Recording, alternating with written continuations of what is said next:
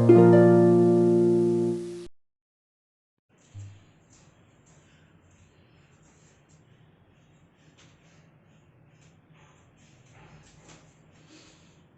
Friends, good morning, good afternoon, good evening. कैसे बेटा आप सब लोग? होप सो आप बहुत बढ़िया होंगे। मैं भी यहाँ बहुत बढ़िया हूँ और लॉकडाउन एंजॉय कर रहा हूँ।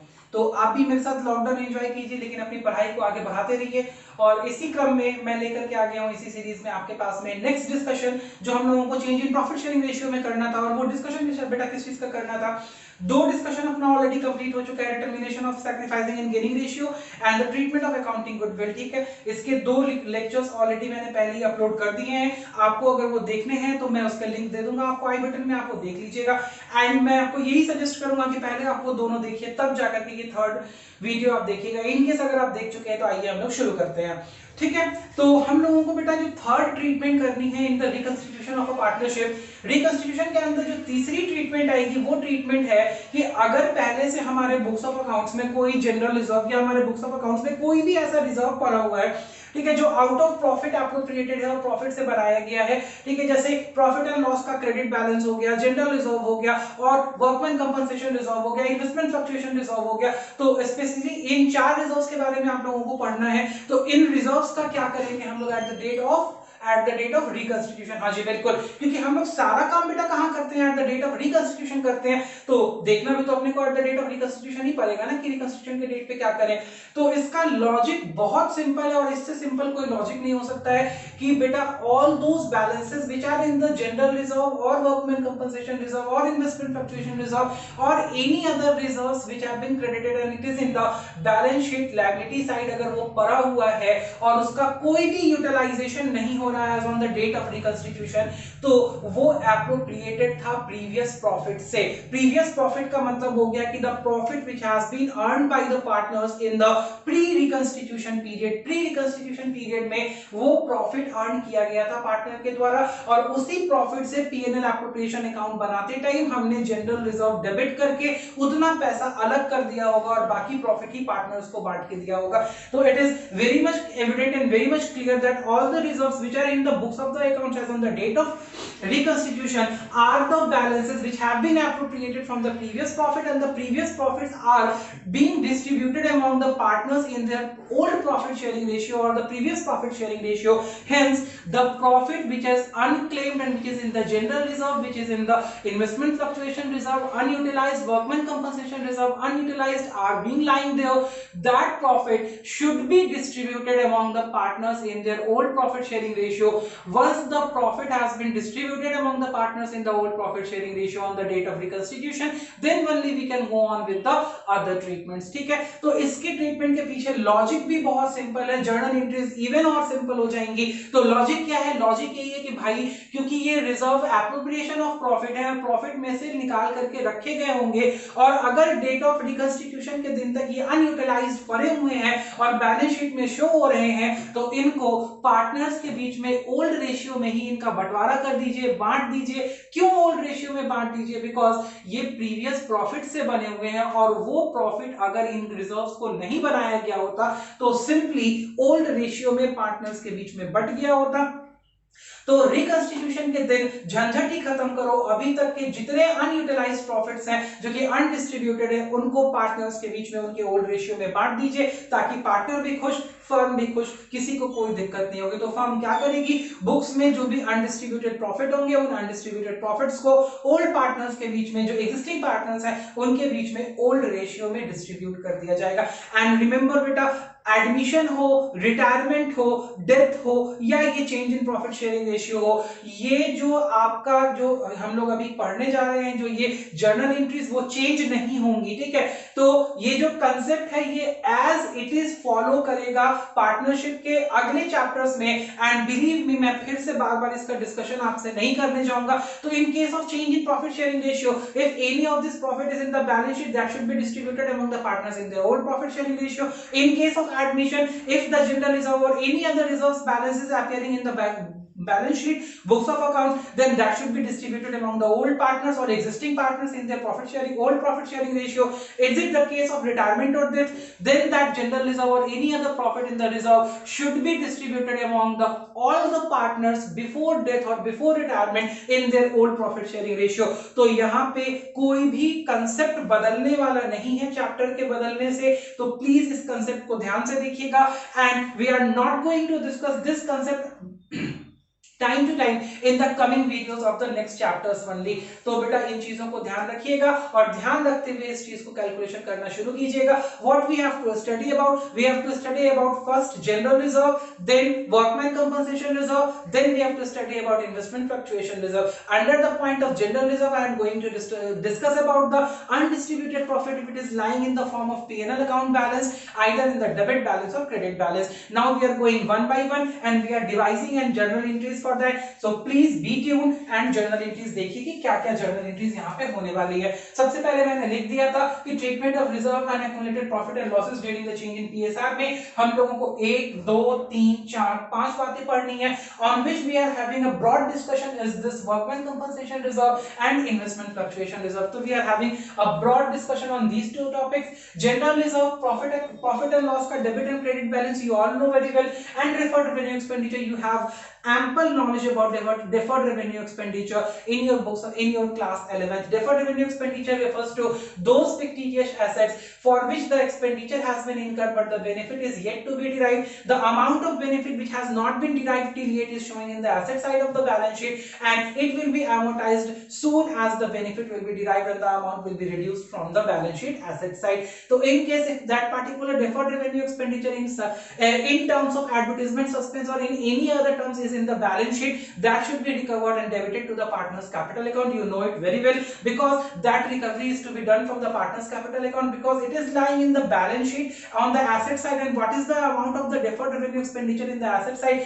For that sum only the capital account has been raised by the partners in order to match the balance sheet. So in order to wipe off that or write off that advertisement suspense or deferred revenue expenditure from advertisement suspense is an example of deferred revenue expenditure. To write off any of the deferred revenue expenditure, you should have to wipe it off from the balance sheet. We should have to get it credited, and in that case the account which will be debited is the partner's capital account. So we are going to discuss that thing. We are making a balance sheet over here, and from that balance sheet we are going to have the discussions of all the things which we have to do over that. ठीक है, आपको कैसे कैसे मिलेगा इन सब चीजों को अभी हम लोग देखते हैं. First of all we are going to have a discussion on first, second, third, and then separately we will go for the discussion of workman's compensation reserve, WCR and IFR. ठीक है, अब आगे के जितने भी मैं आपके साथ में कम्युनिकेशन करूंगा on that communication we will just call it WCR and this IFR. But WCR is workman compensation reserve and IFR is investment fluctuation reserve. तो चलिए स्टार्ट करते हैं हम लोग पहला ट्रीटमेंट ऑफ जनरल रिजर्व से. इसके लिए हम लोग एक बैलेंस शीट बनाएंगे. आप अपनी कॉपी में भी उस बैलेंस शीट को बनाते जाइए. वो बैलेंस शीट क्या होगी? The balance sheet of the firm at the date of reconstitution, before reconstitution the balance sheet which has been provided to the partners before change in the profit sharing ratio, and in that balance sheet we are going to have the only extract of the balance sheet having these figures only. We are not going to have the complete balance sheet. Only those figures which are to be dealt off here will be given in that balance sheet. So don't quote me on that. You are not making a complete balance sheet. I am just not going to make the complete balance sheet. I am just going to have that only balance sheet only those figures which are dealt over here. तो start करते हैं बेटा, आइए.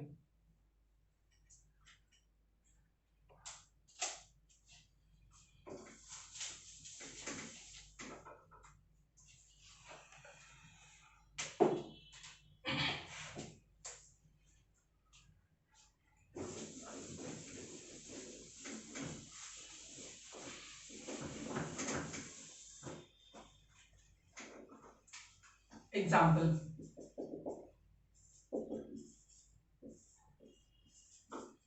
A, B, C are partners in a firm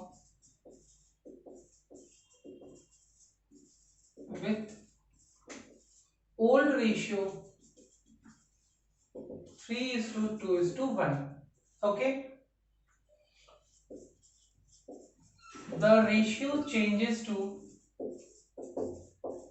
1:1:1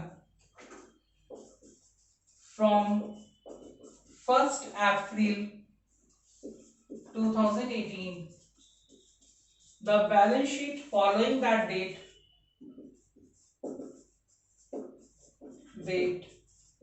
is as under। जो balance sheet है वो आपको यहाँ पे दी गई है। देखते हैं बैलेंस शीट में क्या क्या चीजें दी गई हैं। तो देखिए बैलेंस शीट एज ऑन 31 मार्च 2018, जो रेलिवेंट चीजें होंगी बैलेंस शीट की वो मैं ले रहा हूं। Liabilities amount, assets amount, general reserve 50,000, P&L account credit balance 10,000।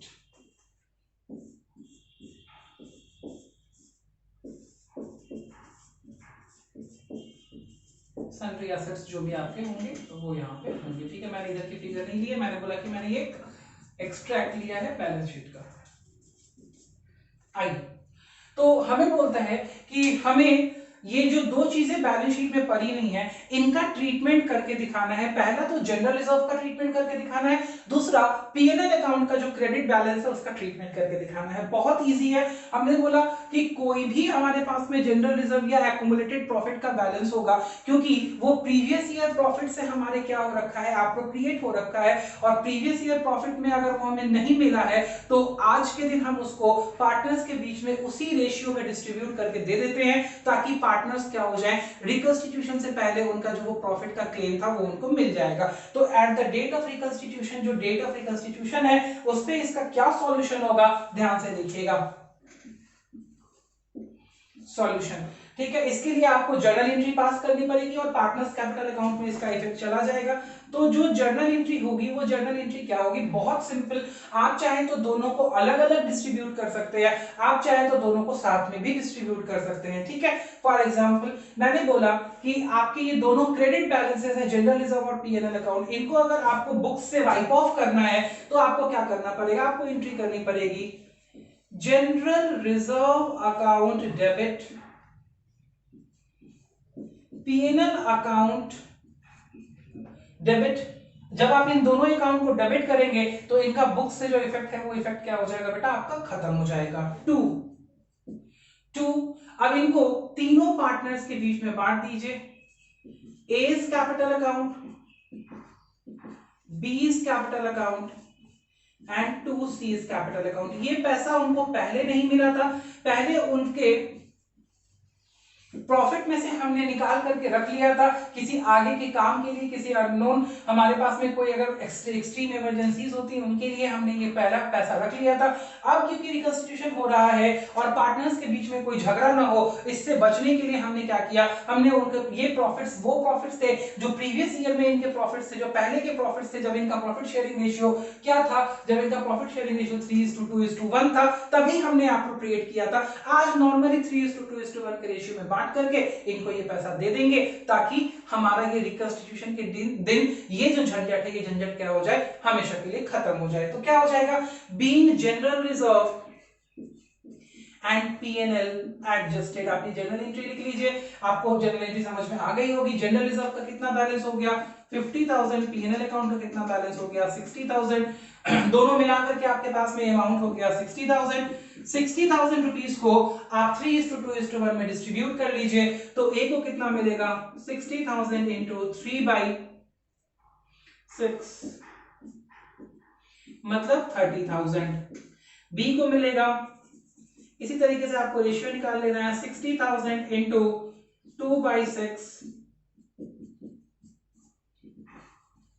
20,000 and सी को मिलेगा 60,000 इंटू 1/6 दैट इज 10,000। तो ये जो उनका अनडिस्ट्रीब्यूटेड प्रॉफिट था जो अभी तक उनको नहीं मिला था, बैलेंस शीट में लायबिलिटी साइड शो हो रहा था, आप समझ भी गए होंगे, आपको इतना आइडिया भी है कि बेटा जो जनरल रिजर्व या प्रॉफिट एंड लॉस का क्रेडिट बैलेंस होता है वो इंटरनल लायबिलिटी होती है, that is the claim of the partner, जो कि बिजनेस देता नहीं है, बिजनेस अपने पास रख लेता है, but it is the claim of the partner, that's why it is shown in the liability side. तो वही क्लेम अभी बिजनेस अपना डिस्बर्स कर दे रहा है, खत्म कर दे रहा है, और क्योंकि जब ये प्रॉफिट बनाया गया था, जब ये प्रॉफिट में से निकाला गया था, एप्रोप्रिएट किया गया था, उस टाइम ओल्ड रेशियो चल रहा था, अगर बढ़ता तो ओल्ड रेशियो में बढ़ता, तो द डेट ऑफ रिकंस्टिट्यूशन, जिस दिन रिकंस्टिट्यूशन होना है उससे पहले के प्रॉफिट्स हैं भैया, इनको ओल्ड रेशियो में क्या कर दो, डिस्ट्रीब्यूट कर दो। होप सो आपको समझ में आ गया होगा। अच्छा, ऐसे ही यहाँ पे अगर मैं लिख देता WCR, वर्कमैन कंपनसेशन रिजर्व, और यहाँ पे लिख देता है अमाउंट 10,000, और यहाँ लिख देता IFR, इन्वेस्टमेंट फ्लक्चुएशन रिजर्व, और अमाउंट लिख देता 9,000, तो क्या आपको कोई दिक्कत हो जाती? नहीं सर, आपने कोई एडजस्टमेंट नहीं लिखा, कुछ नहीं लिखा, तो हमने वर्कमैन कंपनसेशन रिजर्व किसी काम का रिजर्व है, किसी नाम का रिजर्व है, उस रिजर्व में 10,000 रुपया पड़ा हुआ था, उस रिजर्व का कोई यूज नहीं हुआ, तो वो भी क्या है, वो भी एप्रोप्रिएशन ऑफ प्रॉफिट है, नॉर्मली यूज नहीं हुआ, बांट दो। इन्वेस्टमेंट फ्लक्चुएशन रिजर्व क्या है, ये तो आगे हम लोग समझेंगे, अभी फिलहाल के लिए मैं आपको बता रहा हूं इन्वेस्टमेंट फ्लक्चुएशन रिजर्व, ठीक है, काम नहीं हुआ, रिजर्व प्रॉफिट में से बना हुआ था, आज के दिन पड़ा हुआ है भैया, रिकंस्टिट्यूशन के दिन पे क्या करो, पार्टनर्स के बीच में बांट दो। होप सो आपको ये बांटने का जर्नल एंट्री समझ में आ गया होगा। ये जर्नल एंट्री बहुत ईजी है, इसमें जो भी क्रेडिट बैलेंस होंगे वो बुक्स में से निकल जाएंगे, हट जाएंगे, उसके लिए आप उन क्रेडिट बैलेंसेस को डेबिट कर देंगे और पूरे पैसे को ओल्ड पार्टनर्स के बीच में या पार्टनर्स के बीच में एग्जिस्टिंग जो उनका ओल्ड प्रॉफिट शेयरिंग रेशियो होगा, उस प्रॉफिट शेयरिंग रेशियो में उसको डिस्ट्रीब्यूट करके दे देंगे। इसका इफेक्ट क्या जाएगा, पार्टनर्स कैपिटल अकाउंट में जनरल रिजर्व और पीएनएल अकाउंट का जो पैसा है सारे पार्टनर का अपना अपना हिस्सा, वो हिस्सा क्या हो जाएगा, बढ़ जाएगा। होप सो एनफ डिस्कशन है इसको बांटने के लिए, ठीक है, यहां तक आपको समझ में आ गया होगा। आप एक बार इसको क्या कर लीजिए, एक बार आप इसको अपने पास में रिकॉर्ड कर लीजिए, ठीक है, वीडियो पॉज करके आप इसको एक बार अपने पास में रिकॉर्ड कर लीजिए। नेक्स्ट हम लोग अब डेबिट बैलेंसेस की बात करेंगे कि डेबिट बैलेंसेस को कैसे बांटना है पार्टनर के बीच में।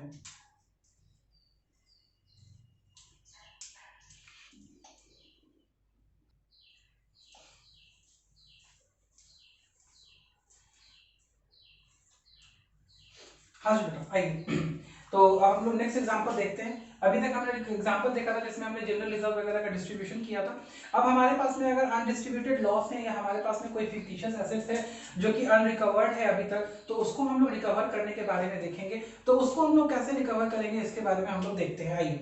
तो हमारे पास में यहाँ पे दो चीजें आपको दिख रही है, एक पीएनएल अकाउंट का डेबिट बैलेंस है, दूसरा एडवर्टाइजमेंट सस्पेंस है। इन दोनों को हम लोगों को at the date of reconstitution recover करना है। तो इसको रिकवर करने के लिए हम लोगों को क्या करना पड़ेगा, क्या जर्नल एंट्री पास करनी पड़ेगी, आइए हम लोग जर्नल एंट्री पास करते हैं। तो सिंपल है, अगर ये लॉस है, जैसे हमने प्रॉफिट को पार्टनर्स के बीच में ओल्ड रेशियो में डिस्ट्रीब्यूट किया था, ये लॉस है जो कि अनरिकवर्ड है, this has to be recovered from the partner. और ये जो एडवर्टाइजमेंट सस्पेंस का बैलेंस है ये अनयूटिलाइज्ड है, अनअमोर्टाइज्ड है, जिसकी वजह से हमारा कैपिटल अकाउंट इंक्रीज हो रखा था पार्टनर का, बिकॉज ये बैलेंस कर रहा था हमारे एसेट्स एंड लायबिलिटीज को। तो अब ये बुक से अगर वाइप आउट किया जाएगा, राइट ऑफ किया जाएगा, तो इसको राइट ऑफ करने के लिए हमें इन दोनों बैलेंसेस को क्रेडिट करना पड़ेगा और करस्पॉन्डिंगली हमारे पार्टनर्स कैपिटल अकाउंट को डेबिट करना पड़ेगा, बिकॉज लॉस है, it is not been recovered, now we are recovering this loss on the date of reconstitution and that's why we are debiting the partners capital account in their old profit sharing ratio. तो हम लोग क्या करते हैं, हम लोग यहाँ पे एंट्री लिखेंगे एज कैपिटल अकाउंट डेबिट। अगर ये बेटा मेथड आपका करंट अकाउंट, अगर ये फ्लक्चुएटिंग मेथड होगा तो कैपिटल अकाउंट की जगह ये क्या रिप्लेस हो जाएगा, करंट अकाउंट रिप्लेस हो जाएगा। होप तो आपको इस चीज की अंडरस्टैंडिंग अब तक हो गई होगी कि अगर हमारे पास में फ्लक्चुएटिंग मेथड है, सॉरी फिक्स्ड कैपिटल मेथड है, तो हम लोग यहाँ पे करंट अकाउंट लिखेंगे, और अगर हमारे पास में फ्लक्चुएटिंग कैपिटल मेथड है तो हम लोग यहाँ पे क्या लिखने वाले हैं, यहाँ पे हम लोग लिखने वाले हैं कैपिटल अकाउंट। ये आपको क्लियर हो गया होगा, इसीलिए मैं बार बार कैपिटल और करंट दोनों नहीं लिख करके सिर्फ कैपिटल अकाउंट लिखता हूँ, ठीक है। तो ये आप अपने दिमाग में सोच के रखिएगा, A capital account debit, B capital account debit, C capital account debit, तीनों पार्टनर डेबिट हो जाएंगे। टू पीएनएल अकाउंट, आपने पीएनएल अकाउंट को क्रेडिट किया और जैसे ही आपने क्रेडिट किया डेबिट और क्रेडिट कैंसिल हो जाएगा। और to advertisement suspense account,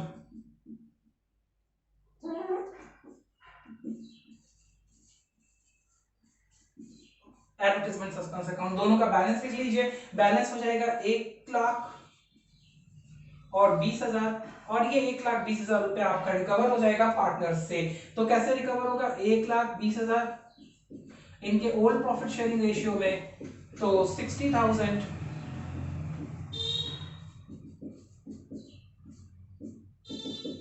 40,000 and last का बैलेंस आएगा आपका 20,000, 1,20,000 इंटू 1/6, ठीक है, तो होप सो आपको इसमें कोई प्रॉब्लम नहीं होगी। इसका नरेशन हो जाएगा, being PNL account and advertisement suspense recovered from the partner. ठीक है, तो ये बहुत ही इजी मेथड है। जब भी आपके पास में क्रेडिट बैलेंस होगा उसको रिकवर करने में आपके पार्टनर्स का कैपिटल अकाउंट इंक्रीज होगा, और अगर आपके पास में डेबिट बैलेंस होगा तो उसको जब आप रिकवर कीजिएगा तो आपके पार्टनर्स का कैपिटल अकाउंट क्या हो जाएगा, डेबिट हो जाएगा। ठीक है, तो ये तो हो गया नॉर्मल, जब हमारे पास में accumulated profit, accumulated losses, general reserve का बैलेंस होता है जो कि अनयूटिलाइज्ड पड़ा हुआ होता है, तो उसको हम लोग जब यूज करते हैं तो उसको हम लोग किस तरीके से पार्टनर्स के अकाउंट में ट्रांसफर करते हैं, कैसे हम लोग पार्टनर्स को क्रेडिट करते हैं या पार्टनर से रिकवर करते हैं, this is the treatment on the date of reconstitution. Now अब हमारे पास में जो नेक्स्ट रिजर्व है वो है workman compensation reserve and investment fluctuation reserve. इसके डिफरेंट केसेस हैं which we have to study. तो इसको हम लोग कैसे स्टडी करते हैं, सबसे पहले हम लोग वर्कमैन कंपनसेशन रिजर्व देखते हैं एंड देन उसके बाद हम लोग देखेंगे इन्वेस्टमेंट फ्लक्चुएशन रिजर्व। तो आप लोग जब तक इसको नोट कर लीजिए, नेक्स्ट हम लोग वर्कमैन कंपनसेशन रिजर्व के साथ में आपके सामने आते हैं। ठीक है, आप वीडियो पॉज करके इसको एक बार नोट कर लीजिए।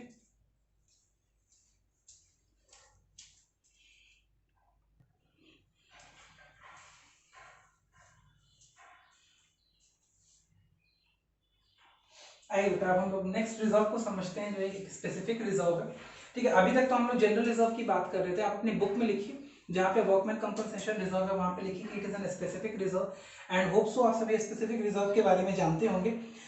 Those who are not known about the specific reserve, बेटा देखिए स्पेसिफिक रिजर्व क्या होता है। स्पेसिफिक रिजर्व वो रिजर्व होता है जो कि किसी स्पेसिफिक पर्पस के लिए बनाया जाता है। सबसे पहले तो देखिए कि रिजर्व क्या होता है। रिजर्व को एक फ्यूचर कंटिजेंसी के लिए बनाया जाता है, फ्यूचर नोन कंटिजेंसी के लिए बनाया जाता है, जिसका की अमाउंट आपको अननोन होता है। ठीक है, ध्यान से समझिएगा। Reserve is an appropriation out of profit. Reserve एक प्रॉफिट में से निकाला गया पैसा है विच is made for a future known contingency. Future में आने वाली किसी जानने योग्य समस्या या जानने वाली समस्या के लिए बनाया गया है, but the amount is unknown, जिसका कि अमाउंट आप अभी नहीं रिकॉग्नाइज कर पा रहे हैं। ठीक है, तो reserve is an appropriation which is made out of profit for a future known contingency whose amount is not known, अभी जिसका अमाउंट आपको पता नहीं है। तो जैसा कि नाम सजेस्ट करता है, treatment of WCR workman compensation reserve, workmen's compensation reserve बहुत सिंपल है। मतलब a reserve which has been created out of profit, which has been appropriated out of profit, keeping in mind that if something happens with a workman during the work time and that workman has to be given compensation by the firm because that person is doing work for the firm, and at that time only he has suffered some loss, some permanent ailment to his body, and for that the compensation which has to be given to that workman, the amount is unknown obviously, but the condition, but the circumstances and event is very much known, because in some cases that may happen कि workman को problem हो सकती है, workman के साथ में कोई accident हो सकता है और permanent ailment हो सकता है। ठीक है, ये सिर्फ परमानेंट एलिमेंट के केस में वर्कमैन कंपनसेशन दिया जाता है। परमानेंट एलिमेंट का मतलब समझिए बेटा, परमानेंट एलिमेंट का मतलब होता है कि कोई आपका बॉडी पार्ट एम्पुटेटेड हो गया, मतलब कोई बॉडी पार्ट को काट के हटाना पड़ गया, या इसको ऐसे भी कह सकते हैं कि this is a permanent disability and the person is not gonna able to work now. ठीक है, अगर उसको कोई छोटी मोटी दिक्कत आई है, कोई छोटी मोटी परेशानी आई है, तो उसमें हम लोग मेडिकल क्लेम देते हैं, उसको मेडिकल बेनिफिट्स देते हैं, उसके इलाज का खर्चा देते हैं। वर्कमैन कंपनसेशन रिजर्व का यूटिलाइजेशन तब होता है, वर्कमैन कंपनसेशन रिजर्व तब देना पड़ता है जब सामने वाले को कोई परमानेंट एलिमेंट हो गया है, वो परमानेंट डिसेबिलिटी उसको हो गई है। तो there are situation and circumstances that may happen to the workman, and for that situation if the profit is being appropriated and the amount is kept aside in a specific reserve, that reserve is called as the workman compensation reserve. अगर ऐसा कोई reserve आपकी books में exist करता है और reconstitution के दिन वो रिजर्व आपके पास में पड़ा हुआ है, तो आप उन रिजर्व्स का कैसे ट्रीटमेंट करेंगे उसके बारे में मैंने ऑलरेडी आपको एक एग्जांपल डिजाइन करके दे दिया है। हम लोग इस एग्जांपल को समझ लेंगे, हमारा वर्कमैन कंपनसेशन रिजर्व का कहीं भी कोई भी क्वेश्चन आए आपको वो क्वेश्चन आपसे बन जाएगा, that is not a big deal. तो अगर आपके पास में वर्कमैन कंपनसेशन रिजर्व बना हुआ है तो पहला केस क्या हो सकता है? The first case is that कि on the date of reconstitution when there is a change in profit sharing ratio, there is no any happening such that and the reserve is kept unutilized and intact.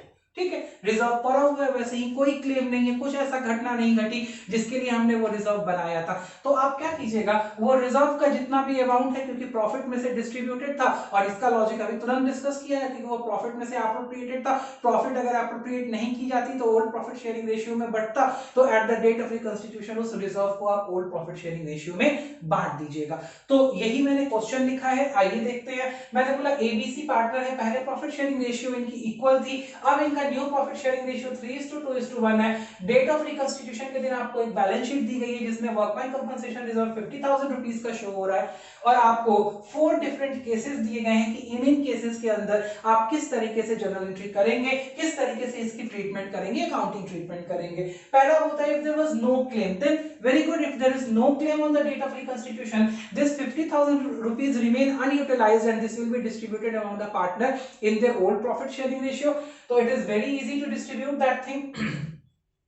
For the sake of convenience, beta, make it 60,000 so that the calculation is easy now. ठीक है, इसको 60,000 रुपया बना लीजिए ताकि calculation आपका easy हो जाए, नहीं तो सारा टाइम हमारा कैलकुलेशन में ही चला जाएगा। मेक इट 60,000, ठीक है। वर्कमैन कंपनसेशन रिजर्व का बैलेंस 60,000 है, तो उस केस में हम लोग क्या करेंगे, थोड़ा सा क्वेश्चन में मैं चेंज करूंगा, ठीक है। जो डिजायर्ड चेंज था वो मैंने कर दिया है, आपको मैं बता दूंगा, ठीक है। तो वर्कमैन कंपनसेशन रिजर्व में हमारा बैलेंस जो पहले से पड़ा हुआ था वो 60,000 रुपीस बैलेंस पड़ा हुआ था। तो आइए, इफ इट रिमेन अनयूटिलाइज्ड, तो जर्नल एंट्री क्या होगी on the date of reconstitution, हम क्या जर्नल एंट्री पास करने वाले हैं, ध्यान से देखिएगा, बिकॉज ये हमारे पास में क्रेडिट बैलेंस है, इसको बुक से राइट ऑफ करने के लिए हमें क्या करना पड़ेगा, डेबिट करना पड़ेगा। तो workman compensation reserve account debit 60,000, very easy, ठीक है। And this amount will be distributed among the partners in their old profit sharing ratio. तो to A's capital account, to B's capital account and to C's capital account, ठीक है। The amount will be 20,000 and 20,000. This will be the single journal entry that you have to pass in case 1, and the narration will be being workman compensation reserve adjusted. आपने workman compensation reserve का adjustment कर दिया है। पहला case बिल्कुल ही simple है, कुछ भी इसके अंदर नहीं करना है, बहुत इजी है। आइए बेटा नेक्स्ट केस की बात करते हैं, नेक्स्ट केस को देखिए कि इस केस में हम लोगों को क्या करना है।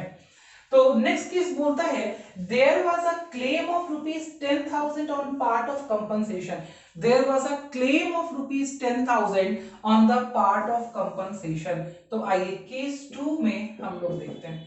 आप चाहे यहां 2 जर्नल एंट्री कर ले, आप चाहे 1 जर्नल एंट्री करें, मैं आपको 2 जर्नल एंट्री करके सिखाऊंगा, और बाद में जब आप सीख जाएंगे तो हम लोग सब लोग फिर 1 जर्नल एंट्री पास करेंगे। तो बोलता है कि डेट ऑफ रिकंस्टिट्यूशन को, जब हम लोग रिकंस्टिट्यूशन के लिए जा रहे थे, हमारे पास में 10,000 रुपीस का क्लेम था, मतलब एक कोई वर्कमैन था जिसके साथ में कोई दुर्घटना हो गई थी, there was some mishappening there and that claim resolved at ₹10,000, means we have to pay that person a compensation of ₹10,000। तो हमने रिजर्व तो बनाया ही हुआ था उसी लिए, ठीक है। इस रिजर्व में से 10,000 रुपया हम लोग क्या करेंगे, उसको कंपनसेशन दे देंगे।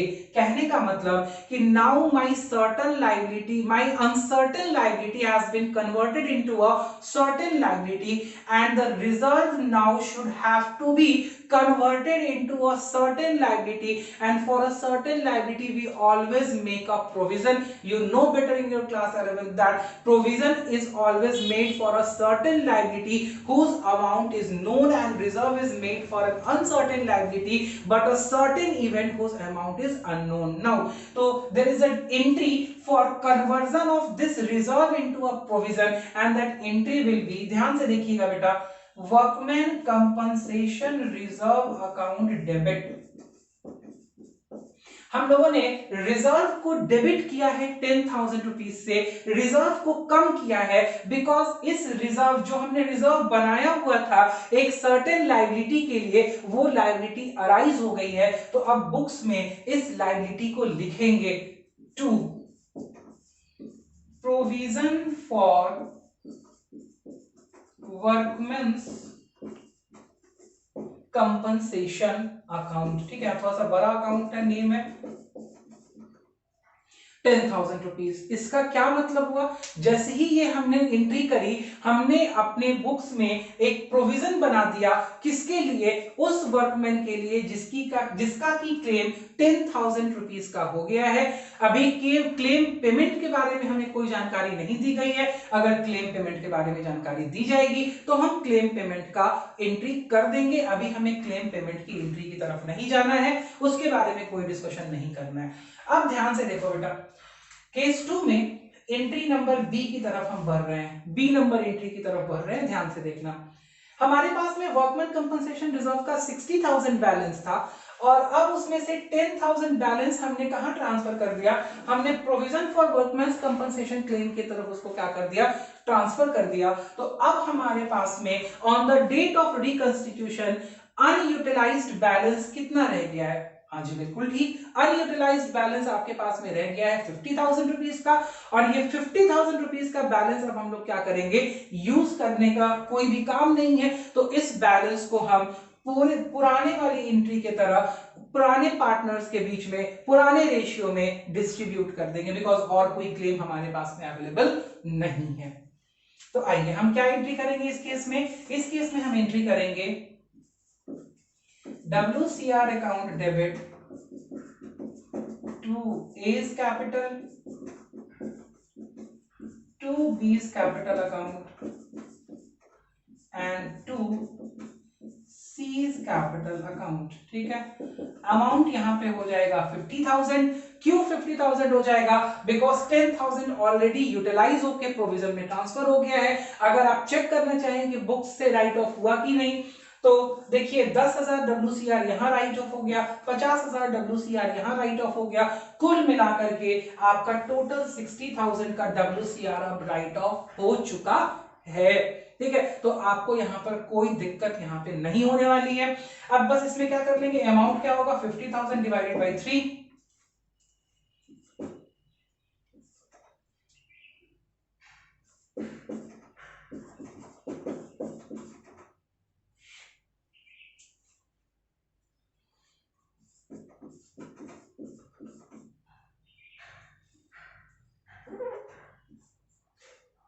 ठीक है, 16,666 या 16,667 आपका अमाउंट आएगा, जो कि पार्टनर्स के बीच में डिस्ट्रीब्यूट हो गया है। होप सो आपको ये समझ में आ गया होगा। यहाँ पे सेम नरेशन होगा, being WCR adjusted.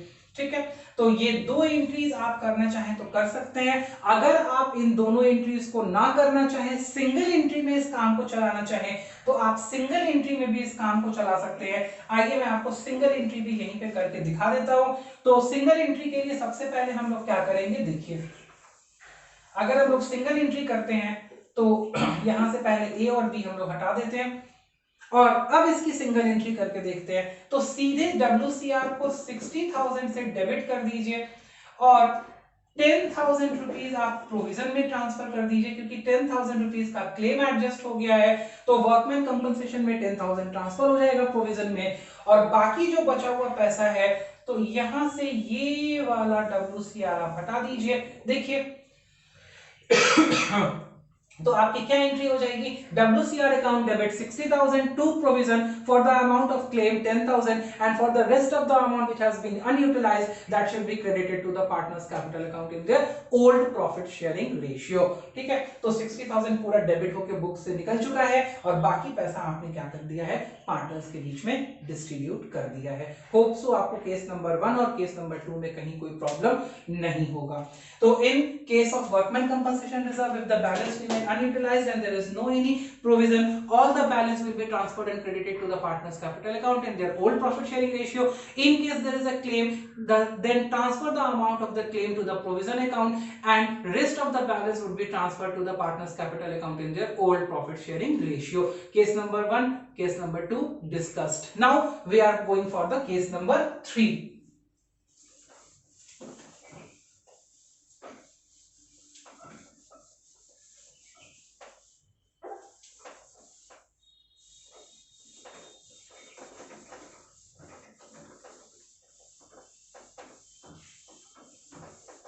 Come on, case number 3 क्या कहता है? केस नंबर 3 कहता है there was a claim of ₹60,000 on part of compensation. लो जी, ठीक है।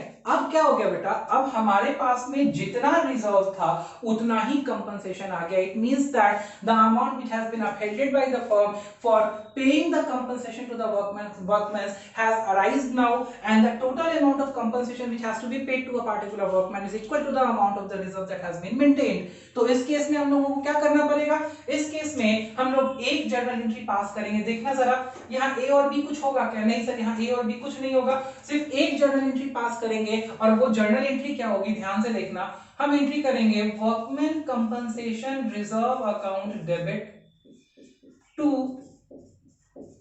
Provision for workman compensation account. ठीक है, 60,000 and 60,000 being reserve transferred to provision for claim settlement। आपने क्लेम सेटलमेंट के लिए रिजर्व को प्रोविजन में ट्रांसफर कर दिया है, एंड क्योंकि जितना रिजर्व था उतना पूरा क्लेम आ गया है, there is no any amount of money being unutilized in the reserve account on the date of reconstitution, and that's why we are not going to transfer any amount to the partners capital account because we are not left with a single penny in the workman compensation reserve. All the amount has been transferred to the provision account for the settlement of the claim of the workman. That's why we will be having this only journal entry in the case number 3, and no amount will be redistributed among the partners in their old profit sharing ratio. Hope so आपको case number 3 समझ में आ गया होगा। ये case number 3 था, and now we are going to discuss the case number 4। Case number 4 हम लोग discuss करने जा रहे हैं, और ये केस जो है, ये केस थोड़ा सा अलग है। बोलते there was a claim of ₹70,000 on part of compensation, means that the amount of compensation being claimed by the workman is more than what we have made in the reserve for that claim. So here an extra 10,000 rupees will be loss for the firm, which the firm has to incur from its profit and loss account। Loss हो जाएगा जो कि firm को इनकर करना पड़ेगा extra whatever has been maintained in the reserve, because the provision is much more than the reserve, or you can say the claim is much more than the reserve. In that case, all the amount which is standing in the reserve should have to be debited to the provision, should have to be debited and transferred to the provision. Rather, there is also a loss of ₹10,000 to be constituted and accounted in the books of accounts in order to maintain the claim of 70,000। 70,000 का claim कराने के लिए यहाँ पे 60,000 तो हम reserve से use कर लेंगे। और आप बहुत अच्छे से जर्नल एंट्री जानते हैं, जो हमारे पास रिजर्व में अमाउंट अवेलेबल नहीं होगा, for that the business has to suffer a loss, business को लॉस सफर करना पड़ेगा। तो आइए यहाँ पे बस हमें देखना है कि लॉस के लिए हम लोग कौन सा अकाउंट यूज करते हैं। तो यहाँ पे अभी मैं आपको बस बेटा इतना बता पाऊंगा कि for recording the amount of loss which is more than the amount of reserve, for that extra amount of loss which is more than the reserve, the provision which you have to pay, in that case that loss should be debited to revaluation account। ये बाद में हम लोग discuss करेंगे कि इसको revaluation account में क्यों डेबिट किया है। ये भी रिकवर होगा, ये रिकवर पार्टनर से होगा, सिंपल सी बात है, बिकॉज ये लॉस है। लॉस कहां से रिकवर होगा? पार्टनर से रिकवर होगा, लेकिन पहले इसको रिवैल्यूएशन अकाउंट में डेबिट करेंगे और जर्नल एंट्री क्या करेंगे वो देखिए। तो देखिएगा बेटा, सबसे पहले workman compensation reserve account debit, हमारे पास में कितना है वर्कमैन कंपनसेशन का रिजर्व? 60,000 का, हमने वो डेबिट कर दिया, कुछ नहीं बचेगा। टू, अब मैं यहाँ पे कुछ जगह छोड़ के लिख रहा हूं नीचे, to provision for workman compensation account 70,000। और ध्यान दीजिएगा, डेबिट और क्रेडिट मैच नहीं किया, बिकॉज हमें सेटलमेंट क्लेम कितना करना है? हमें सेटलमेंट क्लेम देना है 70,000 रुपए का, लेकिन हमारे पास में रिजर्व अवेलेबल है मात्र 60,000 रुपए का। तो उस केस में प्रॉफिट एंड लॉस में से लॉस जनरेट करेंगे, एंड यहाँ पे एक अकाउंट को डेबिट करेंगे, वो है रिवैल्यूएशन अकाउंट। लॉस डेबिट होगा 10,000 रुपीज का। आप लॉस ना भी लिखे तो भी काम चलेगा, ठीक है, मैंने आपको समझाने के लिए यहाँ पे लॉस लिख दिया है। And now the entry is final, being claim adjusted, हमने क्लेम एडजस्ट कर दिया है ना.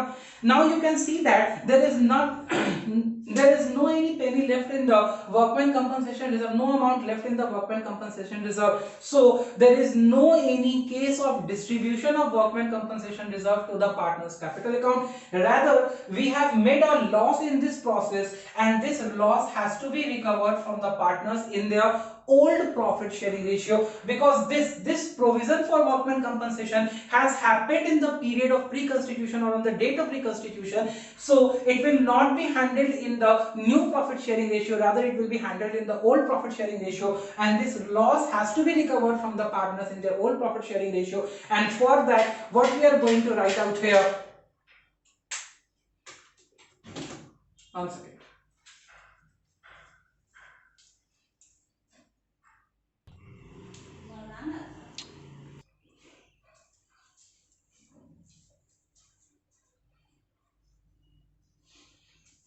And that loss has to be recovered from the partners in their profit sharing ratio. And for the recovery of loss, what the journal entry would be, तो partners capital account would be debited and the revaluation account should be credited. तो entry क्या हो जाएगी यहाँ पे, इस loss को recover करने के लिए A's capital account debit, B's capital account debit, C's capital account debit, and to revaluation account. The amount is rupees 10,000, और ये 10,000 जब रिकवर होगा तो 3,333, 3,333 एंड 3,334 ये पैसा रिकवर हो जाएगा पार्टनर्स से for the amount of loss due to the workman compensation you have to provide to that workman. तो ये चार केसेस हैं, and this entry would remain same in total reconstitution, either in the case of admission, retirement or death. The case remains same, the entry remains same, all the things will remain same. So we are not going to discuss this again and again in our coming lectures. You should have to be very specific on this topic, that it is the same treatment. Under admission, you have to distribute it within the existing partners. There is no any claim for the new partner. Under retirement, that should be distributed among all the partners. Under death, that should be distributed among all the partners.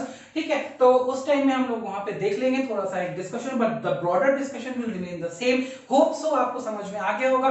In case of WCR there are 4 cases which exist when there is no any claim. All the amount will be distributed among the partners in their old profit sharing ratio. If there is a claim, the amount of claim is transferred to the provision, and rest of the amount, if left, will be distributed among the partners in their old profit sharing ratio.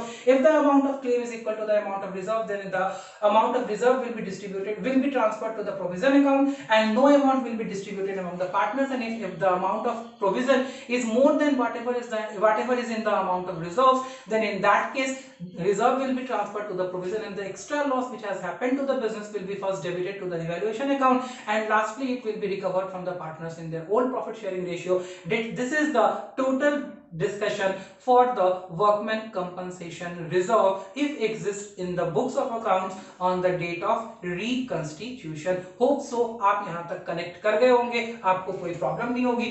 Next discussion जो होगा वो investment fluctuation reserve का discussion होगा. We are going to discuss the investment fluctuation reserve. Stay tuned.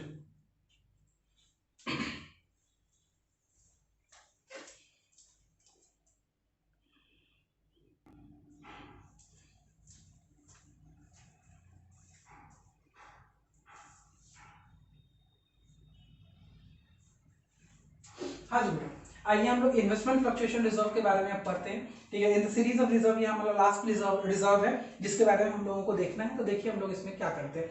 Investment fluctuation reserve, a reserve which is maintained by the firm, partnership firm in order to evade from the losses being generated from the change in the value of investment. ठीक है, एक ऐसा reserve जो कि business firm maintain करके रखती है, partnership firm, कि अगर बुक वैल्यू और मार्केट वैल्यू ऑफ इन्वेस्टमेंट में चेंज आ जाएगा तो उस चेंज की वजह से अगर मार्केट वैल्यू कम हो गया तो उसकी वजह से जो लॉस हमें बुक्स ऑफ अकाउंट्स में झेलना पड़ेगा वो ना झेलना पड़े. इसके लिए हम लोग इन्वेस्टमेंट फ्लक्चुएशन रिजर्व बना के रखते हैं प्रॉफिट में से.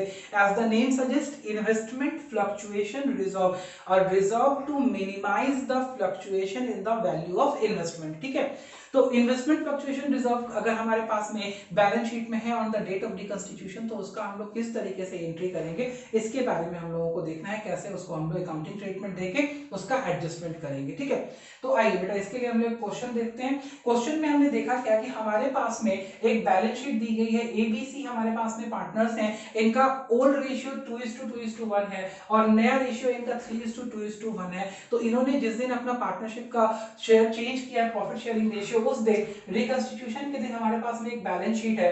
बैलेंस शीट में हम देख रहे हैं कि हमारी इन्वेस्टमेंट की जो बुक वैल्यू है, कॉस्ट वैल्यू है, वो 15,000 है और 5,000 रुपए हमने बना करके रखा है इन केस इन्वेस्टमेंट की वैल्यू ऊपर नीचे होती है। अगर इन्वेस्टमेंट की वैल्यू मार्केट वैल्यू से नीचे, मार्केट वैल्यू उसकी बुक वैल्यू से नीचे होती है, तो हमें क्या करना पड़ेगा, हमें लॉस बियर करना पड़ेगा और उस लॉस को सहने के लिए हमने 5,000 रुपए का इन्वेस्टमेंट फ्लक्चुएशन रिजर्व बना के रखा है। Means that if the market value of the investment of the partnership firm goes down by at least 5,000 rupees, then we have made reserve with for that and 5,000 rupees का हम लोग loss recover करने को ready हैं अपने IFR से। ठीक है, तो अगर ऐसा कुछ हमारे पास में दिया हुआ है तो हम लोग क्या करने वाले हैं इसको हम लोग देखते हैं। इसमें भी हमारे पास में 4 डिफरेंट केसेस अवेलेबल हैं कि उन केसेस में हम लोग कैसे जर्नल एंट्रीज करेंगे। तो पहला केस है, if there is no information given, if there is no information given on the date of reconstitution means that the cost and the market value of the investment is same, means there is no any loss on part of decrease in the value of investment, यहाँ पे कोई loss हमारा नहीं है। तो in that case the investment fluctuation reserve remains unutilized है और क्योंकि वो प्रॉफिट में से बनाया गया है, आज रिकंस्टिट्यूशन के डेट पे अनयूटिलाइज्ड है, तो इसको हम लोग पार्टनर्स के बीच में क्या कर देंगे, डिस्ट्रीब्यूट कर देंगे। तो पहले केस में जो जर्नल एंट्री होगी, केस नंबर 1 की जो जर्नल एंट्री होगी वो बिल्कुल सिंपल होगी, IFR investment fluctuation reserve account debit to, हम लोग पार्टनर्स के बीच में इसको डिस्ट्रीब्यूट कर देंगे, A's capital account to B's capital account and to C's capital account. ठीक है, हमारे पास में अमाउंट अनयूटिलाइज्ड रह गया, कितना रुपए है, 5,000 रुपए है, तो ये 5,000 रुपए हम लोग डिस्ट्रीब्यूट कर देंगे 3,000, sorry what is the ratio, 2:2:1, तो 2,000, 2,000 एंड 1,000 बीइंग IFR एडजस्टेड। हमने इन्वेस्टमेंट फ्लक्चुएशन रिजर्व को क्या कर लिया है, एडजस्ट कर दिया। ये हो गया हमारा केस 1 का एंट्री। होप सो आपको ये एंट्री समझ में आ गई होगी, कोई डाउट नहीं होगा। Next case is case number 2, if the market value of the investment is ₹20,000, तो बेटा आज रिकंस्टिट्यूशन के डेट पे हमें फायदा हो गया है, देखिए रादर लॉस होने का हमको फायदा हो गया। आज के दिन हमारी मार्केट वैल्यू 20,000 हो गई है और हमारी बुक्स की रिकॉर्डेड वैल्यू 15,000 ही थी, तो इन्वेस्टमेंट की वैल्यू बेटा बढ़ गई है। ध्यान दीजिएगा, इन्वेस्टमेंट की वैल्यू 5,000 रुपए से बढ़ गई है, तो जब वैल्यू बढ़ गई है तो why we should use the IFR, हम लोग इन्वेस्टमेंट फ्लक्चुएशन रिजर्व को यूज क्यों करें, हमें यूज ही नहीं करना पड़ेगा on the date of reconstitution. तो डेट ऑफ रिकंस्टिट्यूशन पे केस नंबर 2 में हम ध्यान देंगे, we would not use the IFR and it is remain unutilized, so it will be distributed among the partners in their old profit sharing ratio. तो case 2 में जो पहली entry होगी वो सेम एंट्री होगी, same entry as in case 1। आप ये बात बिल्कुल समझ गए होंगे कि since there is no any utilization of the IFR, because IFR is maintained for reduction in the value of investment, here there is an upgradation or there is an increase in the value of investment, so IFR will not be utilized and the balance remains unutilized on the date of reconstitution. This balance will be transferred to the partners in their old profit sharing ratio। तो पहली entry same रहेगी, ये entry कोई change नहीं होगा। This IFR account debit to A capital to B's capital to C's capital with the given respective amount in their old profit sharing ratio, and a next entry will also be entered here and that is for increasing the value of investment। बेटा ध्यान दीजिएगा, क्योंकि अब book में investment की value 15,000 नहीं होकर के कितने इन्वेस्टमेंट की वैल्यू रिकॉर्ड होगी, 20,000, तो हम लोग इन्वेस्टमेंट की वैल्यू को बढ़ाएंगे, तो इन्वेस्टमेंट अकाउंट डेबिट एसेट की वैल्यू इंक्रीज कर रही है, कितने रुपए से इंक्रीज कर रही है, 5,000 रुपए से इंक्रीज कर रही है, and it is a benefit for the partner. तो जैसे पिछले केस में हम लोगों ने देखा था WCR में, वर्कमैन कंपनसेशन रिजर्व में, कि अगर कोई एक्स्ट्रा लॉस हो जाता था तो उस लॉस को हम लोग रिवैल्यूएशन अकाउंट में डेबिट करते थे। वैसे ही अगर यहाँ पे कोई प्रॉफिट भी होगा पार्टनर्स का तो उसको हम लोग रिवैल्यूएशन अकाउंट में क्रेडिट करेंगे और फिर बाद में इस प्रॉफिट को बांट के पार्टनर्स को देंगे। तो केस 2 में पहली entry same as that one entry, second entry हमने की, हमने इन्वेस्टमेंट की वैल्यू को रिकॉग्नाइज किया, ठीक है, बीइंग इन्वेस्टमेंट रिकॉर्डेड, ये हमने इन्वेस्टमेंट की इंक्रीज हुई वैल्यू को रिकॉर्ड किया, जिसकी वजह से देखिए पहले से 15,000 रुपया इन्वेस्टमेंट ऑलरेडी था, हमने इन्वेस्टमेंट को 5,000 और डेबिट किया, now the value of investment will become in our books at ₹20,000। अब आगे जो बुक्स हमारी होगी उसमें इन्वेस्टमेंट की वैल्यू कितनी रहेगी, 20,000 रुपए रहेगी।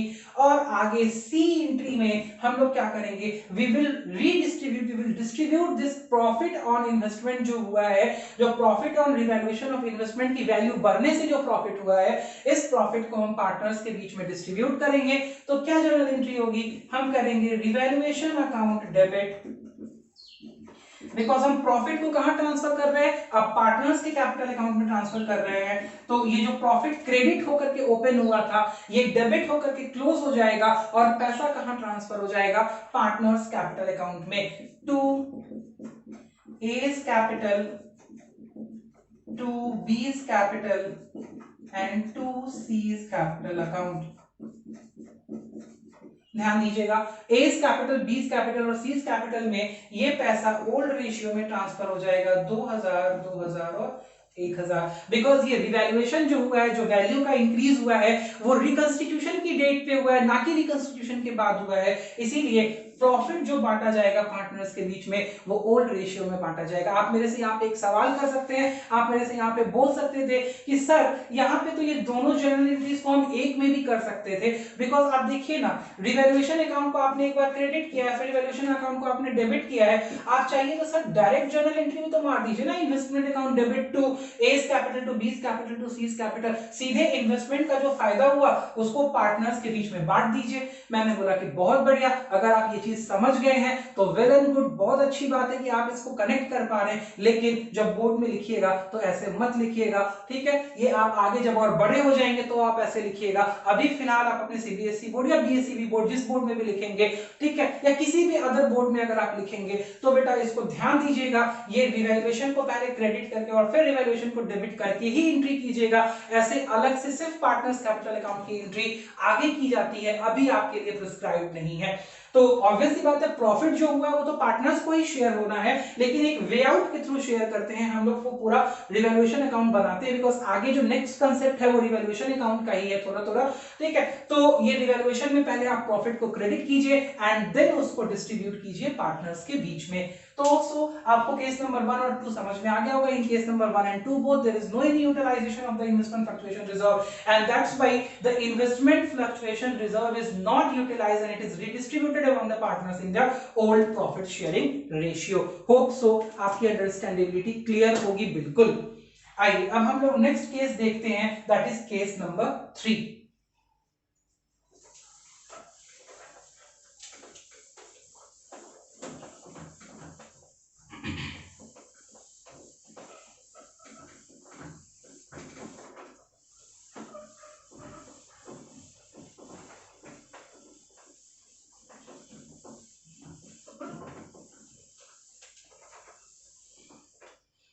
केस नंबर 3 क्या बोलता है बेटा, केस नंबर 3 बोलता है the market value of the investment is ₹10,000। आपकी इन्वेस्टमेंट की मार्केट वैल्यू कम हो गई है, कितना कम हो गई है बेटा, तो आपकी इन्वेस्टमेंट की मार्केट वैल्यू 5,000 रुपए से कम हो गई है। तो देखिए केस 3 में हमें जो डर था वो हो गया है, हमें डर था कि कहीं हमारा इन्वेस्टमेंट का वैल्यू कम ना हो जाए, और वो डर सिद्ध हो गया है, हमारे इन्वेस्टमेंट की वैल्यू 5,000 रुपए से गिर गई है। तो गिराना पड़ेगा अपने इन्वेस्टमेंट की वैल्यू को, और उसको 10,000 तक लाने के लिए यूज करना पड़ेगा हमें इन्वेस्टमेंट फ्लक्चुएशन रिजर्व का। तो क्या एंट्री होगी, investment fluctuation reserve account debit कितना रुपया? 10,000 तक वैल्यू गिराने के लिए, 15,000 से 10,000 वैल्यू लाने के लिए, ये 10,000 वैल्यू लाने के लिए कितना गिराना पड़ेगा, कितना लॉस हुआ अपने को? तो investment fluctuation reserve account debit 5,000 and to investment, हमारे इन्वेस्टमेंट की वैल्यू कितनी कम हो गई है? तो इन्वेस्टमेंट की वैल्यू 5,000 रुपए कम हो गई है। देखिए इन्वेस्टमेंट की वैल्यू पहले 15,000 रुपए थी, अब इन्वेस्टमेंट को हमने 5,000 रुपए से क्रेडिट कर दिया, तो बुक्स में इसकी वैल्यू अब कितनी रह जाएगी? जी हाँ बेटा 10,000 रुपए रह जाएगी, यही चाहिए था। And now once the IFR has been utilized in devaluation of the investment, there is no any amount left in the investment fluctuation reserve to be distributed among the partners, partner के बीच में बांटने के लिए अब हमारे पास में 1 रुपया भी आईएफआर में नहीं रहा, तो बस यहाँ पे ये एंट्री होकर के रह जाएगी बीइंग इन्वेस्टमेंट रिवैल्यूड, और हमारा सारा का सारा पैसा, आईएफआर का पैसा इस लॉस के कारण से खत्म हो गया है। हमने इन्वेस्टमेंट की वैल्यू रिड्यूस कर दी है, इन्वेस्टमेंट की वैल्यू रिड्यूस करने की वजह से अब हमारे पास में कुछ नहीं बचा है, तो हम लोग डिस्ट्रीब्यूट नहीं कर पाएंगे। क्या आपको ये बात समझ में आ गई है? तो होप सो आपको ये बात क्लियर हो गई होगी कि यहाँ पे हमारा जो इन्वेस्टमेंट की वैल्यू में रिडक्शन हुआ, दैट रिडक्शन वाज और equal to the amount of IFR, जितना हमने आईएफआर बना रखा था, तो अब हमारे पास में आईएफआर में कोई पैसा नहीं बचा, और पैसा नहीं बचा तो कोई डिस्ट्रीब्यूशन पॉसिबल नहीं है। नेक्स्ट बेटा एंट्री देखिएगा केस नंबर 4, यहां बोलता है the market value of investment is ₹13,000, there is a decrease in the market value of investment, कितना डिक्रीज हुआ है आइए देखते हैं। केस नंबर 4 कहता है इन्वेस्टमेंट जो कि पहले 15,000 रुपए का था, आज उसकी मार्केट वैल्यू 13,000 रुपया हो गई है, मतलब 2,000 रुपया मेरा इन्वेस्टमेंट का वैल्यू डाउन हुआ है। तो आइए सबसे पहले इन्वेस्टमेंट के वैल्यू को डाउन करने की जर्नल एंट्री कीजिए, कितने रुपए से डाउन करना है? तो इन्वेस्टमेंट फ्लक्चुएशन कितने का हुआ है? 2,000 रुपए का हुआ है, तो रिकॉर्ड कीजिए इन्वेस्टमेंट फ्लक्चुएशन रिजर्व में से 2,000 का घाटा हमने यहां पे रिकॉर्ड किया, और टू इन्वेस्टमेंट अकाउंट 2,000, देखिए 15,000 का इन्वेस्टमेंट था, 2,000 रुपया हमने क्रेडिट कर दिया, इन्वेस्टमेंट कितने का हो गया? अब 13,000 रुपए का इन्वेस्टमेंट हो गया है। होप सो आपको यहां तक समझ में आ गया होगा, ठीक है। तो अब 2,000 रुपया आईएफआर से यूज करने के बाद हमने यहां पे लिख दिया journal entry being investment revalued, हमने रिवैल्यू कर दिया, इसको चेंज कर दिया इसका वैल्यू।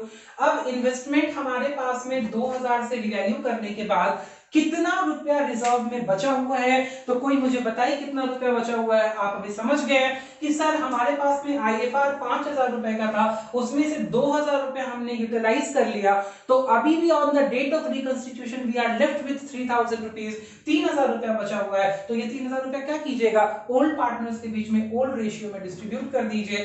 तो हमने एंट्री करी आईएफआर अकाउंट डेबिट 3,000, देख लीजिए बेटा पूरा 5,000 रुपीज बुक से राइट ऑफ करना था, 2,000 हमने इन्वेस्टमेंट की वैल्यू के साथ में राइट ऑफ किया, 3,000 रुपए हम पार्टनर्स के कैपिटल अकाउंट में जो बचा हुआ पैसा है वो उसको डिस्ट्रीब्यूट करने जा रहे हैं। तो आईएफआर अकाउंट डेबिट टू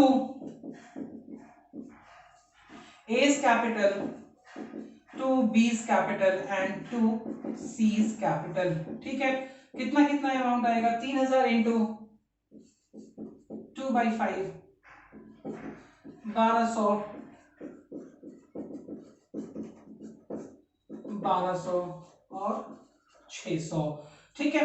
तो ये पैसा हमने आईएफआर का डिस्ट्रीब्यूट कर दिया, और इस तरीके से हमारा केस नंबर 4 में दो एंट्री पॉसिबल हुई, जहां पे हमने पहले इन्वेस्टमेंट की वैल्यू रिड्यूस करी जितना डिजायर्ड था, और जो बचा हुआ अमाउंट था आईएफआर में उस अमाउंट को हमने पार्टनर्स के बीच में ट्रांसफर कर दिया।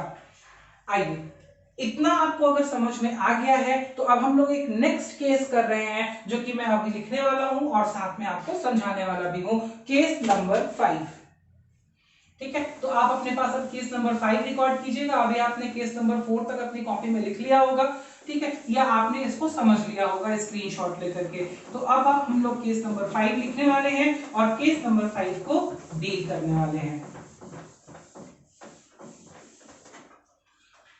केस नंबर 5 कहता है if market value of investment is rupees 8,000। देखना बेटा ध्यान से, क्या हो गया, इन्वेस्टमेंट की मार्केट वैल्यू घट गई और हो गई 8,000 रुपए। कितना लॉस हुआ हम लोगों को, लॉस 15,000 माइनस 8,000 रुपीज, 7,000 का लॉस हुआ on value.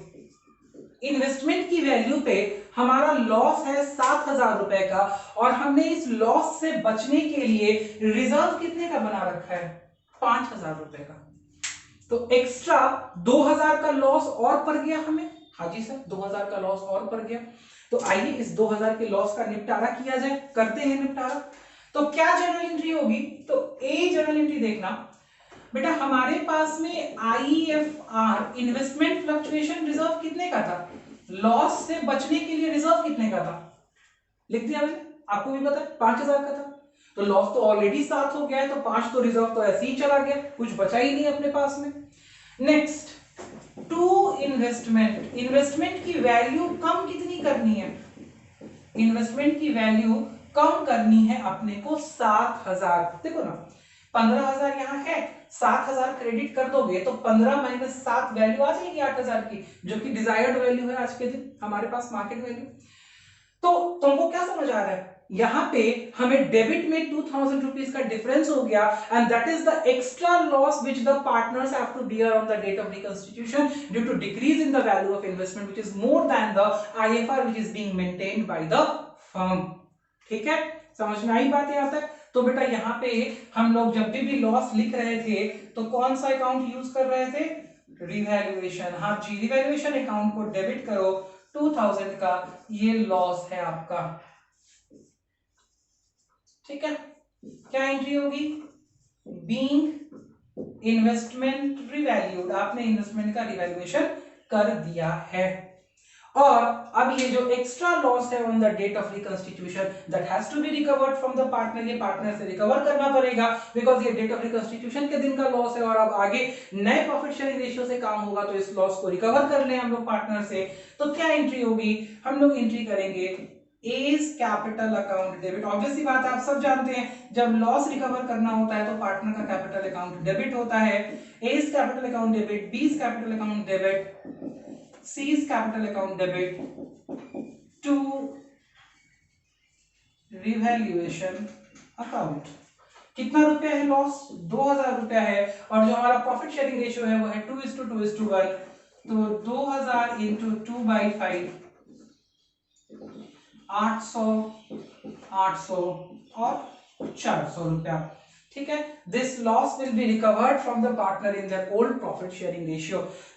To sum up the IFR, what is the adjustment? We are being provided with the value of investment, and we will be provided with the value of investment fluctuation reserve. And in the cases, we are different cases having the different market values of the investment. In the case being that the market value of the investment is not given, in that case IFR will be not utilized. In case the market value of the investment is given and it is equal to the cost, in that case also IFR will not be utilized. In case when the market value of the investment is given, it is more than the cost, then we have to increase the cost of the investment, and that is a profit for the partners, and profit will be redistributed among the partners in their old profit sharing ratio.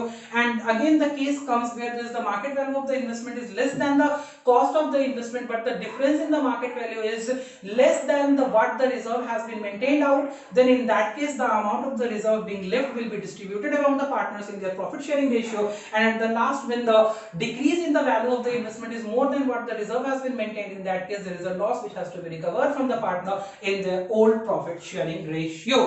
ठीक है, मेरे हिसाब से अब तक आपको कोई confusion नहीं आएगा। आप आराम से वीडियो को देखो, एक एक करके देखना, आप एक एक करके वीडियो को देखो और एक एक करके क्वेश्चन सॉल्व करने की कोशिश करो। First of all general reserve वाला पोर्शन देखो, फिर पीएनएल का पीएनएल एप्रोप्रिएशन वाला पोर्शन देखो, फिर WCR वाला देखो, फिर IFR वाला देखो, और उसके बाद जो हम लोग नेक्स्ट कंटेंट लेकर के आ रहे हैं वो देखो। होप सो आपको कहीं कोई कंफ्यूजन नहीं आएगा। And if you are known about this topic, तो सारा का सारा टॉपिक में 2 एंट्री तो निकल गया बेटा। एक तो ट्रीटमेंट ऑफ गुडविल आपने सीख लिया, जो यहाँ है वही आ गया है। Treatment of accumulated profit, general reserve, WCR, IFR आपने यहां सीख लिया, वही आगे है ऑलमोस्ट। अब हम लोग शट डाउन करने पे जा रहे हैं अपना पार्टनरशिप का टॉपिक। जैसे ही ये वाला चैप्टर शट डाउन होगा, most of the topic of the partnership have been shut down. Most of you can say you have read out almost 60% of the partnership आप पढ़ चुके होंगे जब ये चैप्टर आपका पूरा का पूरा कवर हो जाएगा। And we are left with two adjustments only now. One is the revaluation of assets and liabilities and the other is the adjustment of capital. Two adjustments are left in this chapter only. तो अभी हम लोग next एक चीज लेकर के आ रहे हैं कि if the thing is that the partners agree upon that, they will not wipe off or write off the reserve from their books of accounts, rather they are going to make the adjustment only for that. तो वो कैसे किया जाएगा वो अभी हम लोग next discuss करने वाले हैं। And this will cover up all the point of this accumulated reserve and profit वाला पोर्शन। ठीक है, तो आप इसको अपने कॉपी में नोट कीजिए। We are coming next with that topic.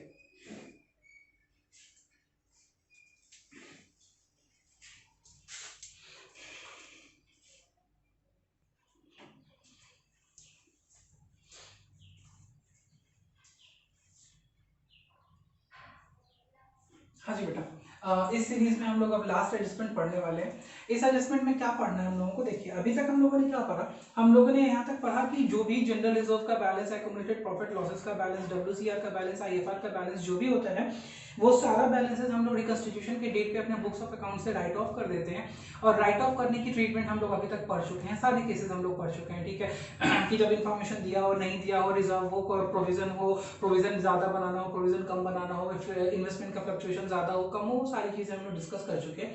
अब यहाँ पे सबसे लास्ट एलिमेंट हम लोगों को डिस्कस करना, और ये एलिमेंट क्या कहता है, तो ये एलिमेंट बेटा कहता है अपने को कि हमारे पास में जो जनरल रिजर्व और प्रॉफिट एंड लॉस या जो भी इन्वेस्टमेंट वगैरह का जो भी बैलेंस है, हम उन बैलेंसेस से कोई छेड़छाड़ नहीं करेंगे। कहने का मतलब है कि प्रीवियस मेथड में जब रिकंस्टिट्यूशन के आगे हमारी बैलेंस शीट बनेगी तो ये जो प्रीवियस जनरल रिजर्व या आईएफआर या डब्ल्यूसीआर है वो एग्जिस्ट ही नहीं करेगा, बिकॉज उसको हम लोगों ने बुक से राइट ऑफ करके पार्टनर्स कैपिटल के अंदर ट्रांसफर कर दिया। तो पार्टनर्स का कैपिटल अकाउंट का बैलेंस चेंज हो जाएगा, जो पहले पार्टनर के कैपिटल अकाउंट का बैलेंस रहा होगा वो चेंज हो जाएगा, और चेंज्ड बैलेंस जो होगा वो नई बैलेंस शीट में आएगा। इतना तो आपको समझ में आ गया।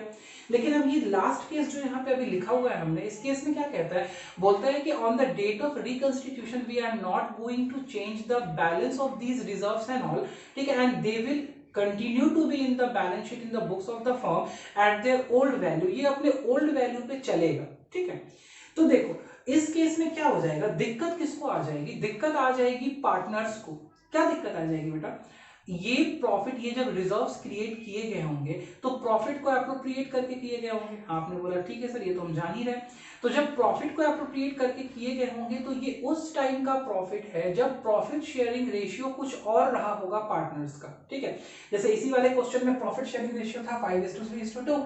लेकिन अगर ये बुक्स में ऐसे ही कंटिन्यू होती है और जनरल रिजर्व या जो भी रिजर्व जो भी है आगे रिकंस्टिट्यूशन के बाद इनको कभी बांटने का अगर जरूरत पड़ता है तो दिक्कत ये आ जाएगी, तब ये रिजर्व्स जो डिस्ट्रीब्यूट होंगे वो ओल्ड रेशियो में तो डिस्ट्रीब्यूट हो नहीं पाएंगे, बिकॉज बिजनेस में जो प्रॉफिट शेयरिंग रेशियो होगा वो क्या होगा, वो नया प्रॉफिट शेयरिंग रेशियो होगा।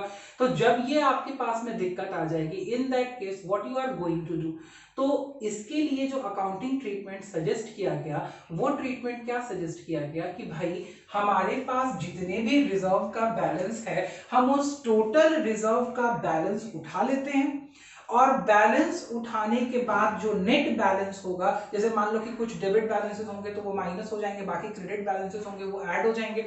जितने भी क्रेडिट बैलेंसेस है, जनरल रिजर्व है, वर्कमैन कंपनसेशन रिजर्व है, इन्वेस्टमेंट फ्लक्चुएशन रिजर्व है, कंटिजेंसी रिजर्व है, डिविडेंड इक्वलाइजेशन रिजर्व है, जो भी रिजर्व है, ठीक है, सारे रिजर्व का बैलेंस डेबिट कर, जो क्रेडिट बैलेंस है उन सब को ऐड कर लीजिए।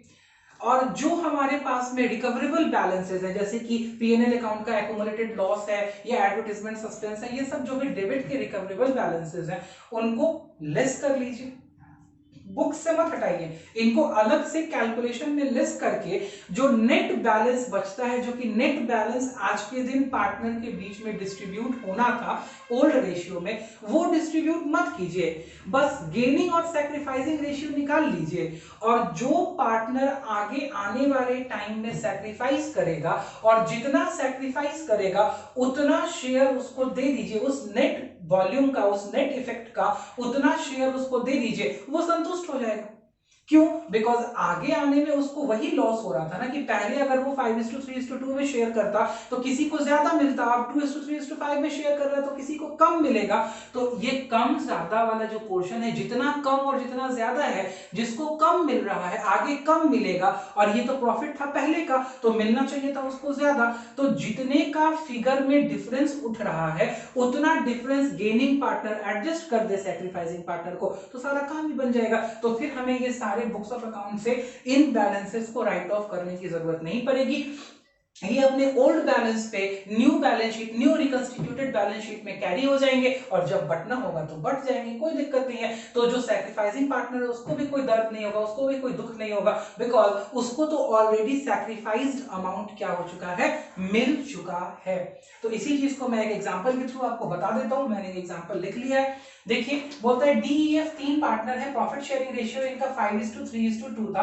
आगे इन्होंने डिसाइड किया कि फ्यूचर प्रॉफिट शेयरिंग रेशियो इनका 2:3:5 हो जाएगा, और उस दिन हमारे बुक्स में ये सारे बैलेंसेस अपीयर हो रहे थे। आपको कहा गया कि आप एक एडजस्टमेंट एंट्री पास कर दीजिए जिसमें कि इनके बैलेंसेस पे कोई फर्क नहीं पड़ेगा, सिंगल एडजस्टमेंट एंट्री कीजिए, और ये बुक्स में आगे इसी बैलेंसेस पे कैरी होंगी, बट जो इसका इफेक्ट होगा उस इफेक्ट को एडजस्ट करके सैक्रिफाइसिंग पार्टनर को इसका प्रोपोर्शनेट अमाउंट दिलवा दीजिए, किससे, गेनिंग पार्टनर से। ठीक है, तो जब ऐसा एडजस्टमेंट होता है तो इस केस में हम लोग सबसे पहले क्या करते हैं, तो सबसे पहले हम लोग गेन और सैक्रिफाइस चेक करते हैं कि किस पार्टनर ने गेन किया है, किसने सैक्रिफाइस किया है। तो हम देखते हैं डी का पहले रेशियो क्या था, 5/10, और अब उसका रेशियो क्या है, 2/10, तो ये हो जाएगा 3/10 सैक्रिफाइस। ई का क्या हो जाएगा, देखते हैं, 3/10 माइनस 3/10, तो कुछ भी नहीं, 0 हो गया। और एफ का क्या हो जाएगा, तो पहले था एफ का 2/10, अब एफ का हो गया 5/10, तो 2 माइनस 5 माइनस 3/10 गेन।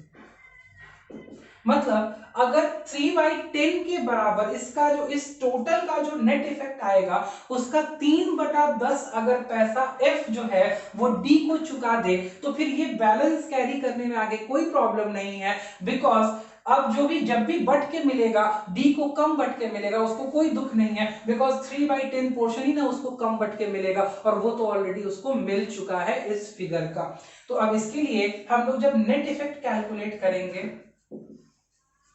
तो नेट इफेक्ट कैसे कैलकुलेट होगा, जो क्रेडिट बैलेंसेस हैं उनको ऐड कर लेंगे। तो हमारे पास 75, 25, 1 लाख और 1 लाख, 1.5 लाख, 2.5 लाख रुपए हमारे पास में नेट क्रेडिट का बैलेंस है, और डेबिट का बैलेंस हमारे पास में कितना है, 1 लाख रुपए का। तो जो नेट बैलेंस हमारे पास में होगा वो नेट बैलेंस होगा कितने रुपए का, 1.5 लाख रुपए का। और इस 1.5 लाख रुपए के नेट बैलेंस में जो सैक्रिफाइस करने वाला पार्टनर है वो कितना सैक्रिफाइस कर रहा है, 3/10, देयरफॉर शेयर ऑफ सैक्रिफाइस कितना है, 1,50,000 का 3/10, तो ये आता है 45,000 rupees. This 45,000 rupees will be compensated by F to D. ये कंपनसेशन एफ क्या करेगा, डी को पे कर देगा, और इसके लिए जर्नल एंट्री क्या हो जाएगी, जर्नल एंट्री हो जाएगी F capital account debit to D's capital account, और ये अमाउंट हो जाएगा कितना, 45,000 रुपीज। और ऐसा करने के बाद ही जो आगे ये फिगर्स हैं ये सेम अमाउंट पे बुक्स में चली जाएंगी, बिकॉज जब ये आगे डिस्ट्रीब्यूट होंगी तो 2:3:5 में डिस्ट्रीब्यूट होंगी। ठीक है, तो पहले डी को मिलना चाहिए था 5/10, अब उसको मिलेगा 2/10, तो उसको कोई दुख नहीं होगा, बिकॉज 3/10 ऑलरेडी उसको किसने सैक्रिफाइस करके दे दिया है, डी ने को मिल गया है, एफ ने उसको चुका दिया है। तो ये प्रीवियस प्रॉफिट्स, ये प्रीवियस जो भी प्रॉफिट के एक्यूमुलेशंस हैं वो सेम फिगर पे आगे बुक्स में चले जाएंगे। ऐसा आपको तब करने को कहेगा जब आपको आप तब ऐसा करेंगे जब आपको कहा जाए कि बुक्स में सेम फिगर ही आगे एग्जिस्ट करेगी रिकंस्टिट्यूशन के बाद में। तो इसमें सबसे पहले आप गेनिंग और सैक्रिफाइसिंग निकालेंगे, सैक्रिफाइसिंग शेयर से नेट इफेक्ट को मल्टीप्लाई करेंगे और गेनिंग पार्टनर को आपको गेनिंग पार्टनर जो है वो कंपनसेट करेगा सैक्रिफाइसिंग पार्टनर को। होप सो आपको ये ट्रीटमेंट पूरा का पूरा जनरल रिजर्व का, प्रॉफिट एंड लॉस के डेबिट क्रेडिट बैलेंसेस का, WCR का, IFR का और एग्जिस्टिंग बैलेंस मेंटेन करने का बुक्स में टोटल समझ में आया होगा। अगर आपको ये सारे बैलेंसेस समझ में, सारी चीजें, सारा टॉपिक समझ में आ गया है तो you have been provided with the homework. आप कर सकते हैं, क्या क्या चीजें आप कर सकते हैं वो एक बार देख लीजिए। फर्स्ट ऑफ ऑल आप एक बार इसको अपने पास में रिकॉर्ड कर लीजिए ताकि मैं कहीं से रब कर पाऊं। ठीक है, चलिए अब हम लोग यहाँ पे आपका होमवर्क मार्क कर देते हैं कि कितनी चीजें आप कर सकते हैं। लेट मी चेक कि आप कहां तक कंप्लीट कर सकते हैं।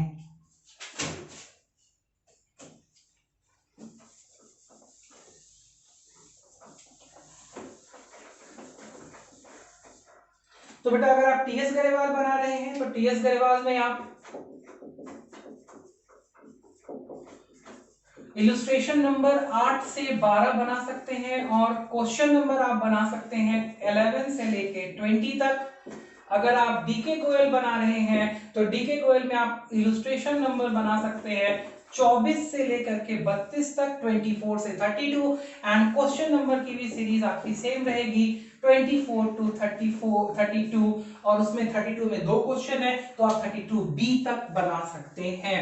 होप सो यहां तक आपका क्वेश्चन आज कंप्लीट हो जाएगा एंड उसके आगे हम लोग नेक्स्ट जो बचे हुए 2 एडजस्टमेंट्स हैं उनको कंप्लीट करेंगे। इफ यू फील लाइक ये आपको वीडियो समझ में आ रही है, do share it with your friends, अपने फ्रेंड्स के साथ में शेयर कीजिए। Please like, share and subscribe our YouTube channel and motivate us to make more good contents. Till the next video comes, stay tuned, stay safe, stay at your home, stay happy and healthy, and bye bye.